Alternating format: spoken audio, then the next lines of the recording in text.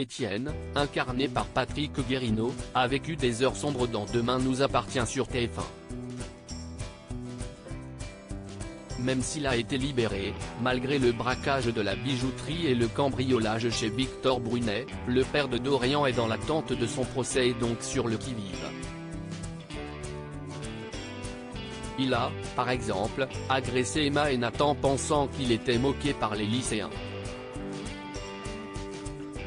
Dans Demain nous appartient, il faut être au taquet dans les colonnes de Télé Loisirs. Le comédien est revenu sur son arrivée en juillet 2021 dans le programme, me lancer dans une aventure en ayant seulement un brief de départ sur la caractérisation de mon personnage, puis avoir à le construire sans connaître la suite m'enthousiasmait.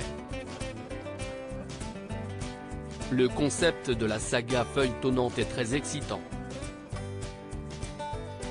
Il livre un verdict, en arrivant sur Demain nous appartient, il faut être au taquet.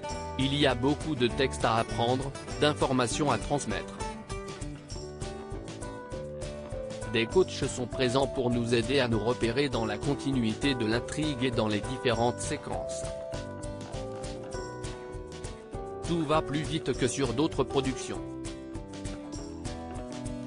Patrick Guérino en phase avec Étienne sur TF1 concernant la tempête rencontrée avec Bénédicte. Patrick Guérino tire un constat, la grosse crise de couple qu'il a traversée aurait pu aboutir à une séparation définitive, mais Étienne a pardonné à sa femme de l'avoir trompé.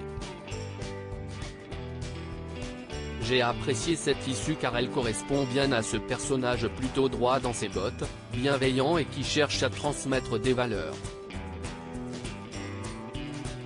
Quant à la portée de son rôle, le comédien explique « Je ne voulais pas être juste un CPE qui fait respecter les règles. Je souhaitais qu'Étienne le fasse dans un cadre bienveillant tout en étant capable de poser ses limites.